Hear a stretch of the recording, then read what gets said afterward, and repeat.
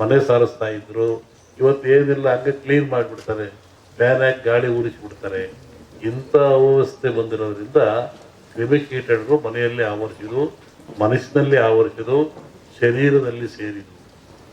ಇದಕ್ಕೆ ಬಹಳ ಚಿಂತನೆ ಮಾಡ್ಬೇಕು ಇವತ್ತೆಲ್ಲರೂ. ಇನ್ನೊಂದು ರೂಪ ತಗೊಳುತ್ತೆ, ಇದು ಗಾಳಿ ರೂಪಕ್ಕೆ ಬರುತ್ತೆ ಮುಂದೆ. ನಿನ್ನೆ ಹೇಳಿದ್ದೀನಿ ನಾನು, ಇದು ಗಾಳಿ ಮಧ್ಯಮವಾದರೂ ತೂಕವಾಗಿದೆ. ಮುಂದೆ ಬರುವಂಥದ್ದು ಗಾಳಿ ರೂಪವನ್ನು ತಗೊಳುತ್ತೆ. ಯಾಕೆ ನನ್ನ ಹತ್ರ ಕೇಳಿರಲ್ಲ. ನಿನ್ನೆ ಒಂದು ಖಾಸಗಿ ಕಾರ್ಯಕ್ರಮದಲ್ಲಿ ಬೆಂಗಳೂರಿನಲ್ಲಿ ಸಿದ್ದರಾಮಯ್ಯ ನಾವು ಮಾತಾಡ್ತಾ ಇದ್ವಿ. ಅವ್ರು ಹೇಳಿದರು, ನನಗೂ ಕೊರೋನಾ ಬಂದ್ಬಿಡುತ್ತೆ ಗುರುಗಳೇ, ನಿಮ್ಮ ಟಿ ವಿ ನೋಡಿದೆ ಇನ್ನೂ 3 ವರ್ಷ ಹೋಗಲ್ಲ ಅಂತೀರಾ, ಹೆಂಗೆ ಮಾಡೋಣ ಅಂತ ಹೀಗೆ ತಮಾಷೆ ಮಾಡ್ತಾ ಕೂತಿದ್ವಿ. ಹಾಗೆ ಗಾಳಿ ರೂಪದಲ್ಲಿ ಏನಾಗ್ತದೆ, ಪ್ರೇತ ಬಾಧೆಯಲ್ಲಿ ಯಾಕೆ ಬರ್ತದೆ, ಎಲ್ಲವಕ್ಕೊಂದು ವೈಜ್ಞಾನಿಕ ಉತ್ತರವನ್ನು ಕೊಡಬೇಕು. ಕಂದಾಚಾರ ಉತ್ತರ ಕೊಟ್ಟರೆ ಏನು ಉಪಯೋಗ ಆಗಲ್ಲ. ಈ ನಮ್ಮಲ್ಲಿ ಸತ್ತವ್ರಿಗೆ ಏನು ಮಾಡ್ತೀರಿ, ಸಮಾಧಿ ಅಂತೀರ. ಯಾಕೆ ಸಮಾಧಿ? ಅದಕ್ಕೊಂದು ಧಾರ್ಮಿಕ ಆಚರಣೆ ಎಂದರು. ಇದ್ರ ಉದ್ದೇಶ ಏನು? ಮನುಷ್ಯ ಪ್ರಾಣ ಹೋದ ಮೇಲೆ, ಶರೀರ ಶವ ಆದಮೇಲೆ ಇಲ್ಲಿ ಬರುವಂಥ ಫಂಗಸ್ಗಳು, ಕೀಟಗಳು ಭಾಳ ಅಪಾಯಕಾರಿ. ಪ್ರಾಣಿಗಳ ದೇಹದಿಂದ ಬರುವಂಥ ಕೀಟಗಳಿಂದ ಮನುಷ್ಯನ ಸಿಲುಬರುವಂಥ ಕ್ರಿಮಿಗಳು ಭಾಳ ಅಪಾಯಕಾರಿ. ಅದಕ್ಕೆ ನಮ್ಮವ್ರು ಹಿಂದೆ ಏನಂದ್ರು, ಮುಚ್ಚಪ್ಪ ಸಮಾಧಿ ಮಾಡು ಅಂದರು.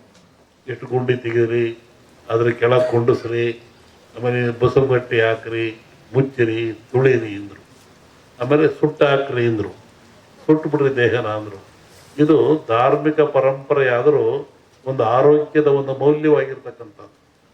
ಇವತ್ತು ಮೊನ್ನೆ ಏನು ಮಾಡಿದರು, ಲಕ್ಷಾಂತರ ಜನ ಸಾವು ತಂದರು. ಸಾವು ತಂದು ಗುಂಡಿ ತೆಗೆದ್ರು, ಹೆಸರು ತಗೊಂಡೋಗಿ ಎಲ್ಲ ಎಣ್ಣೆಗಳನ್ನು ಸಾಮೂಹಿಕವಾಗಿ ಗುಂಡಿ ತಿಕ್ಕಿ ಹಾಕಿದ್ರು, ಬೆಂಕಿಗೆ ಹಾಕಿದ್ರು. ಆದರೆ ಅವ್ಯಾವೂ ತನ್ನ ಶರೀರದ ಬ್ಯಾಕ್ಟೀರಿಯಾ ಕಳ್ಕೊಳ್ಳಿಲ್ಲ. ಅವೆಲ್ಲ ಏನಾಗ್ತವೆ, ಭೂಮಿಯ ಗಾಳಿಯ ಸಂಪರ್ಕದಿಂದ ಮೇಲೆ ಬರ್ತದೆ. ಅದು ಆಕಾಶ ತತ್ವ, ಅಲ್ಲಿ ಕಾಸ್ಮಿಕ್ ರೇಸ್ ಅಂತ. ಭೂಮಿಗೂ ಆಕಾಶಕ್ಕೂ ಒಂದು ಮಧ್ಯೆ ಒಂದು ಲೇಯರ್ ಇರ್ತದೆ, ಕಾಸ್ಮಿಕ್ ಲೇಯರ್. ಅಲ್ಲಿ ಎಲ್ಲ ಸಂಗ್ರಹ ಆಗ್ತದೆ. ಹೆಂಗೆ ನೀರು ಮೇಲೋಗಿ ಮೋಡವಾಗಿ ಗಾಳಿಯಿಂದ ಭೂಮಿಗೆ ಬರ್ತದೆ, ಹಾಗೆ ಒತ್ತಡ ಬಂದಾಗ ಅವು ಕೆಳಗೆ ಬರ್ತದೆ. ಅವು ನಿರ್ವಾತ ಪ್ರದೇಶ ಉತ್ಪತ್ತಿ ಆಗ್ತದೆ. ಅವಾಗ ಮನುಷ್ಯನ ಮೇಲೆ ಅಟ್ಯಾಕ್ ಆಗ್ತವೆ. ಆವಾಗ ಮನುಷ್ಯ ಸಾಯ್ತಾನೆ. ಇದನ್ನು ನಾವೇ ಇಂದು ಇದೆ. ಇದು ರಾವ್ ಹೊಡಿತು ಅಂದರು, ನೆಲಪಟ್ಟು ಹೊಡಿತು ಅಂದರು. ಇದನ್ನೆಲ್ಲ ಅಂತಹ ಕ್ರಿಯೆ ಬರ್ತವೆ. ಅದಕ್ಕೆ ಎಚ್ಚರವಾಗಿರ್ರಿ, ಭಾಳ ಮುಖ್ಯವಾಗಿರಬೇಕು ಅಂತ. ಇನ್ನೂ ಅನೇಕ ಕ್ರಿಯೆ ತಗೊಂಡ್ರೆ ಎದರ ಅವಶ್ಯಕತೆ ಇಲ್ಲ. ಇದು ಪ್ರಾಣ ಕಳೆಯುವಂಥ ಕಾಯಿಲೆ ಅಲ್ಲ. ಮನುಷ್ಯ ಭೀತಿಗೊಳಪಟ್ಟು ಹೆದರಿ ಸಾವಿಗೊಳಪಡ್ತಾ ಇದ್ದಾನೆ. ಅದಕ್ಕೆ ಸಾಯ್ತಕ್ಕಂಥ ಎದುರಿಸಿಲ್ಲ. ಅದಕ್ಕೆ ತಕ್ಕನಾದ ಮೆಡಿಸಿನ್ಗಳು ಅಥವಾ ಸ್ವಚ್ಛತೆ ಕಾಪಾಡ್ಕೊಳ್ಳಿ, ಭಾಳ ಮುಖ್ಯವಾಗಿರ್ತಕ್ಕಂಥ. ಈ ಧಾರ್ಮಿಕ ಆಚರಣೆಗಳು ನೀವು ಒಬ್ಬರನ್ನೊಬ್ಬರು ಕಂಡ್ರೆ ಏನಂತೀರಾ, ಆರೋಗ್ಯವಾಗಿದ್ದೀರಾ ಅಂತ. ನೀವು ಕಾಗದ ಹಂಗಂತ ಬರೀತೀರ, ನಾವು ಆರೋಗ್ಯ, ನಿಮ್ಮ ಆರೋಗ್ಯ. ಏನು ಆರೋಗ್ಯ ಅಂದರೆ ಏನು? ದೇಹದ ಆರೋಗ್ಯವೇ, ಮನಸ್ಸಿನ ಆರೋಗ್ಯವೇ? ಏನು ಆರೋಗ್ಯ? ನೋಡ್ರಿ, ನಮ್ಮ ಜನ ಎಷ್ಟು ಬುದ್ಧಿವಂತರು. ಸನಾತನ ಕಾಲದ ಸಹಿತ ಒಂದು ಆರೋಗ್ಯವಾಗಿದ್ದೀರಾ, ಶರಣು ನಮಸ್ಕಾರ, ಆರೋಗ್ಯವಾಗಿದ್ದೀರಾ ಅಂತ. ಯಾವುದು ಆರೋಗ್ಯ? 6 ಯೋಗ್ಯವಾಗಿದ್ದಾವ. 6 ಯಾವುವು? ಮನುಷ್ಯರ್ತಕ್ಕಂಥ 6 ಯೋಗ್ಯವಾಗಿದ್ದಾವು. ಚೆನ್ನಾಗಿಟ್ಕೊಂಡು ಚೆನ್ನಾಗಿರ್ತೀರ ಅಂತ.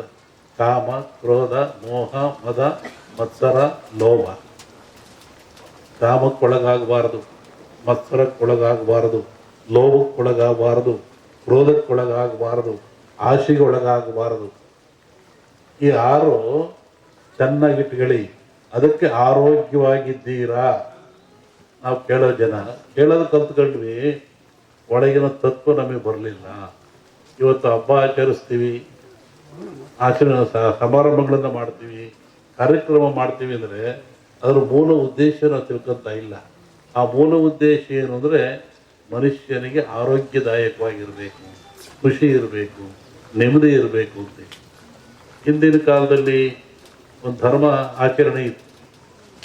ಗುರುಗಳು ಭಕ್ತನ ಉದ್ಧಾರಕ್ಕಾಗಿ ಸಮಾಜದ ಶ್ರೇಯಸ್ಸಿಗಾಗಿ ತಾನೇ ನೋವು ತಗೊಳ್ತಾ ಇದ್ದ. ಹೇಗೆ ನೋಡಿ, ಈ ಭಾಗದಲ್ಲಿ ಕಮ್ಮಿ. ಅದು ಉತ್ತರ ಕರ್ನಾಟಕ ಹೋದರೆ ಜಂಗಿನವ್ರು ಕುಂತ ಇದ್ರು. ಒಬ್ಬ ಕಾಲಿಗೆ ಜಂಗ್ ಕೊಟ್ಕೊಳ್ಳೋದು, ಮನೆಗೆ ಬರೋದು. ಬೆಳಿಗ್ಗೆ 6 ಗಂಟೆ ಹೊತ್ತಿಗೆ ಬರ್ತಾ ಇದ್ದ. ಅಲ್ಲಿ ಬಂದು ಜಂಗ್ ಶಬ್ದ ಮಾಡೋವನು, ಅವು ಒಳಗೆ ಹೋಗೋವನು ನೋಡ್ತಾ ಇದ್ದ. ಏನು ಇವರು ಬಾಗಿಲು ಸಾರಿಸಿದಾರೋ ಇಲ್ವೋ, ಇವರು ಸ್ನಾನ ಮಾಡಿದಾರೋ ಇಲ್ವೋ, ಇವರು ಬೇಗ ಎದ್ದಿರೋ ಇಲ್ವೋ, ಇವ್ರ ಮನೆಯಲ್ಲಿ ಸ್ವಚ್ಛತೆ ಇದೆ ಇಲ್ವೋ ನೋಡುವಂತ. ಅವನಿಗೇನು ಅಲ್ಲಿ ಹಿಟ್ಟಿಡ್ತಾ ಇದ್ರು, ಜೋಳದ ಹಿಟ್ಟು. ಒಂದೇ ಇಡಿ ಹಿಟ್ಟು ತಗೊಳ್ಳೋದು, ಜಾಸ್ತಿ ತಗೊಳಂಗಿಲ್ಲ. ಕಾಯಿಕ ದಾಸೋಗ ಅಂತ ಒಂದಿಡಿ ಜೋಳದ ಹಿಟ್ಟು ತಗೊಳ್ಳೋದು, ಜೋಳಿಗೆ ಹಾಕಿರೋದು. ಈಗ ಎಲ್ಲಾರ ಮನೆಗೂ ಹೋಗ್ತಾ ಇದ್ದ ಅವನು. ಎಲ್ಲರ ಮನೆಗೂ, ಯಾರ ಮನೆಗೆ ಎದ್ದಿಲ್ಲ ಹೇಳೋನು, ಎದಲ್ರಿ, ಸ್ನಾನ ಮಾಡ್ರಿ, ಬಾಗಿಲು ಸಾರಿಸ್ರಿ, ಅಡುಗೆ ಮನೆ ಸ್ವಚ್ಛರಿ, ಪಾತ್ರೆ ಬೆಳೆದ್ರಿ, ಮಕ್ಕಳಿಗೆ ಸ್ನಾನ ಮಾಡಿಸ್ರಿ ಹೇಳ್ತಾ ಇದ್ರು. ಅವರು ಮಾಡಲಿಲ್ಲ, ಕೆಲವರು ಬಿಟ್ಟು. ಅದಕ್ಕೆ ಏನು ಮಾಡ್ತಾ ಇದ್ರು, ಅಲ್ಲೊಬ್ಬ ಮಠಸ್ಥರು, ಸ್ವಾಮಿಗಳು, ಮಠ ಅಂತಿರ್ತಾ ಇದ್ರು. ಅವ್ರಿಗೆ ಹೇಳ್ತಾ ಇದ್ರು, ನೋಡಿ ಇಂಥವ್ರ ಮನೆಗೆ ಹೋಗಿದ್ದೆ, ಅವ್ರು ಎದ್ದಿಲ್ಲ, ಬಾಗಿಲು ಸಾರಿಸಿಲ್ಲ, ಸ್ನಾನ ಮಾಡಿಲ್ಲ. ಅವಾಗ ಅವರೇನು ಮಾಡಿರೋರು, ಶಸ್ತ್ರ ಪವಾಡ ಅಂತ ಕಳ್ಸರು, ಮುಳ್ಳಾವಿಗೆ.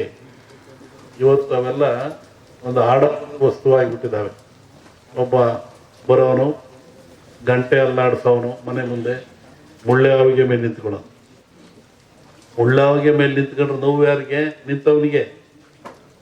ಗಂಟೆ ಅಲ್ಲಾಡಿಸ್ ಜನವೆಲ್ಲ ನೋಡ್ತಾ ಇದ್ರು. ಯಾಕೆ ನಿಂತ್ಕೊಂಡಿದ್ದೀರಿ ಸ್ವಾಮಿ, ಏನು ಕೆಲಸ? ನೋಡಿ, ಇವ್ರು ಬೆಳಿಗ್ಗೆ ಬೇಗ ಹೇಳ್ತಾ ಇಲ್ವಂತೆ, ಇವರು ಸ್ನಾನ ಮಾಡಲ್ವಂತೆ, ಇವ್ರ ಮಕ್ಳಿಗೆ ಸ್ನಾನ ಮಾಡಿಸಲ್ವಂತೆ, ಎದ್ದುಗಳು ಹಂಗೆ ಕಾಫಿ ಕುಡಿತಾರಂತೆ, ಯಾವುದೋ ಆಚರಣೆ ಇಲ್ವಂತೆ. ಅದಕ್ಕೆ ನಾನು ಮುಳ್ಳಾಗಿ ನಿಂತ್ಕೊಂಡು ಗಂಟೆಯಲ್ಲಿ ಆಡಿಸ್ತಾ ಇದ್ದೆ. ಒಬ್ಬ ಭಕ್ತನ ಉದ್ಧಾರಕ್ಕಾಗಿ ಒಂದು ಸಮಾಜದ ಏಳಿಗೆ ಎಂಥ ವ್ಯವಸ್ಥೆ ಇಟ್ಟಿತ್ತು ಸಮಾಜ ಹಿಂದೆ. ಒಬ್ಬ ಗುರು ಬಂದು ನೋವು ತಗೊಳ್ತಾ ಇದ್ದ. ಅವಾಗ ಅವನು ಬಂದು, ಇಲ್ಲ ಸ್ವಾಮಿ, ಇನ್ಮೇಲೆ ಹಂಗೆ ಮಾಡಲ್ಲ ನಾನು. ಹಾಗೆ ಒತ್ತಡ ಬಂದಾಗ ಅವು ಕೆಳಗೆ ಬರ್ತವೆ. ಅವು ನಿರ್ವಾತ ಪ್ರದೇಶ ಉತ್ಪತ್ತಿ ಆಗ್ತದೆ. ಅವೇ ಅವಾಗ ಮನುಷ್ಯನ ಮೇಲೆ ಅಟ್ಯಾಕ್ ಆಗ್ತವೆ. ಅವಾಗ ಮನುಷ್ಯ ಸಾಯ್ತಾನೆ. ಇದನ್ನು ನಾವೇ ಹಿಂದೂ ಇದೆ. ಇದು ರಾವ್ ಹೊಡೀತು ಅಂದರು, ನೆಲಪಟ್ಟು ಹೊಡೀತು ಅಂದರು. ಇದನ್ನೆಲ್ಲ ಎಂತಹ ಕ್ರಿಯೆ ಬರ್ತವೆ. ಅದಕ್ಕೆ ಎಚ್ಚರವಾಗಿರ್ರಿ, ಭಾಳ ಮುಖ್ಯವಾಗಿರಬೇಕು ಅಂತ. ಇನ್ನೂ ಅನೇಕ ಕ್ರಿಯೆ ತಗೊಂಡ್ರೆ ಎದರ ಅವಶ್ಯಕತೆ ಇಲ್ಲ. ಇದು ಪ್ರಾಣ ಕಳೆಯುವಂಥ ಕಾಯಿಲೆ ಅಲ್ಲ. ಮನುಷ್ಯ ಭೀತಿಗೊಳಪಟ್ಟು ಹೆದರಿ ಒಳಪಡ್ತಾ ಇದ್ದಾನೆ. ಅದಕ್ಕೆ ಸಾಯ್ತಕ್ಕಂಥ ಎದುರಿಸಿಲ್ಲ. ಅದಕ್ಕೆ ತಕ್ಕನಾದ ಮೆಡಿಸಿನ್ಗಳು ಅಥವಾ ಸ್ವಚ್ಛತೆ ಕಾಪಾಡ್ಕೊಳ್ಳಿ, ಭಾಳ ಮುಖ್ಯವಾಗಿರ್ತಕ್ಕಂಥ. ಈ ಧಾರ್ಮಿಕ ಆಚರಣೆಗಳು ನೀವು ಒಬ್ಬರನ್ನೊಬ್ಬರು ಕಂಡ್ರೆ ಏನಂತೀರಾ? ಆರೋಗ್ಯವಾಗಿದ್ದೀರಾ ಅಂತ.